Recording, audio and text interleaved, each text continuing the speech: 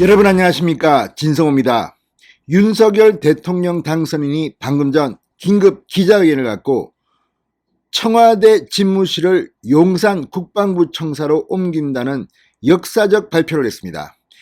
자, 그동안 청와대를 버리고 국민 속으로 나오겠다는 윤석열 당선인에 대해서 이 민주당 문재인 청와대 많은 공격을 해왔습니다. 그리고 이 광화문의 외교부 청사, 용산의 국방부 청사 둘 중 하나를 선택하기 위해서 어제는 윤석열 당선인이 직접 김한길, 김병준 위원장, 김기현 원내대표와 함께 현장을 방문하기도 했습니다. 그리고 오세훈 서울시장을 불러서 한참 동안 회의를 했습니다. 자, 용산에 가는 것으로 최종 결정했습니다. 윤석열 당선인은 이 결정을 지켜보면서 많은 사람들은 지금 놀라고 있을 겁니다. 윤석열은 하면 하는구나. 문재인 대통령 자기 입으로 청와대에서 나오겠다고 해놓고 약속을 못 지켰습니다. 이런저런 핑계를 댔습니다.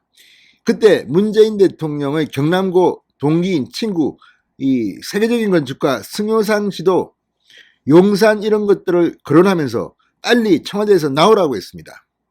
심지어 이 유홍준 전 문화재청장은 풍수상 별로 좋지 않다, 청와대는, 이런 말까지 했습니다.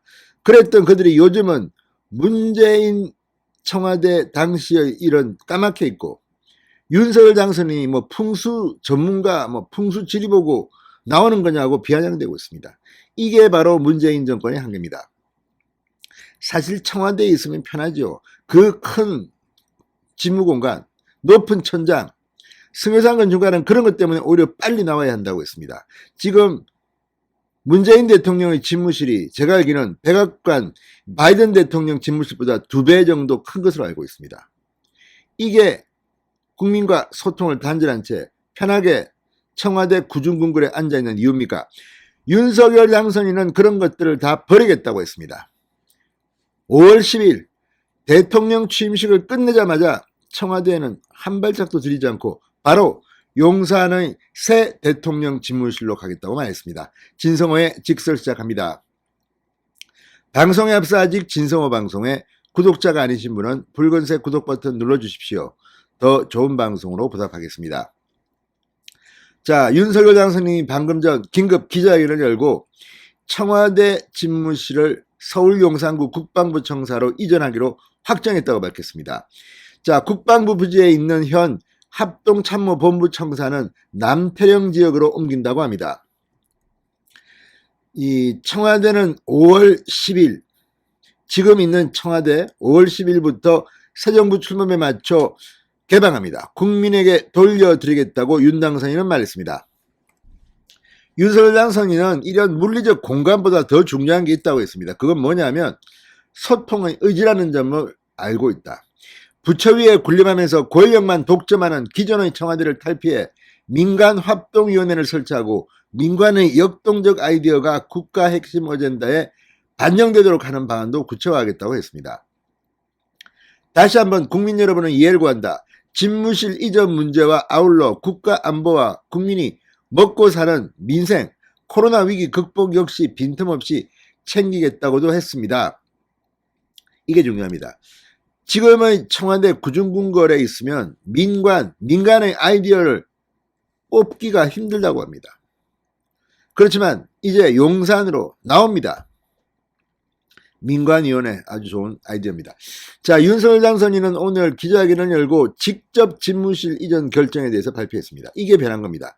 문재인 대통령은 이런 때는 다 뒤로 숨습니다. 서면 브리핑을 대변인이 합니다. 윤석열은 다릅니다. 직접 합니다. 그리고 용산 국방부 청사로 옮긴 데에도 1층인가요? 뭐 기자실을 만든다고 합니다. 일주일에 한 번쯤은 기자들을 만나겠다는 겁니다. 문재인이 못한 것을 윤석열이 합니다.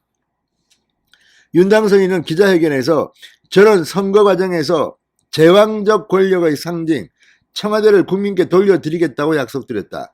현재 청와대는 본관과 비서동이 분리되어 있어 대통령과 참모의 소통이 원활하지 못했다. 이를 개선하고 원활한 소통과 업무의 효율을 제고하기 위함이었다고 말했습니다. 특히 청와대 공간의 폐쇄성을 벗어나 늘 국민과 소통하면서 국민의 뜻을 제대로 받들고자 약속드린 것이라고 했습니다. 실제 백악관을 가보면요, 이 백악관의 대통령 집무실과 같은 청에 저쪽에 비서실장방도 있고 뭐 대변인방도 있고 무슨 회의실도 있고 다 있습니다. 우리는 건물이 다릅니다. 뭐 스타캐미는 뛰어가면 뭐 30초라고 하는데 건물이 다르다는 것은 그만큼 소통을 안 하겠다는 겁니다. 자, 그러면서 윤당선인은 그동안 역대 정부에서도 현재 청와대 공간이 갖고 있는 문제점을 인식하고 이전 시도가 여러 차례 있었다. 그러나 경호상의 문제 등으로 번번이 좌절된 바 있다고 말했습니다. 지금 뭐 런던에 있는 영국 총리 관저 뭐 다우닝 10번지입니까? 자, 이렇게 다른 선진국은 하는데 왜 우리는 못합니까? 미국 백악관도 앞에 공원이 있고 시민들이 늘 사진 찍고 뭐 시위도 하고 우리나라도 편애합니다. 윤 당선인은 공약을 수립하는 과정에서도 다양한 문제점들을 전문가들을 통해 충분히 검토했습니다만 당선 이후 광화문 정부 청사들을 대상으로 집무실 이전 방안을 면밀하게 검토한 결과 쉽지 않은 문제임을 절감했다. 최소한의 경호 조치에 수반되는 광화문 인근 시민들의 불편이 매우 심각한 것으로 파악되었다. 이어 그리고 청와대 내 일부 시설의 사용 역시 불가피하여 청와대를 시민들에게 완전히 돌려드리는 것이 어렵다고 판단했다.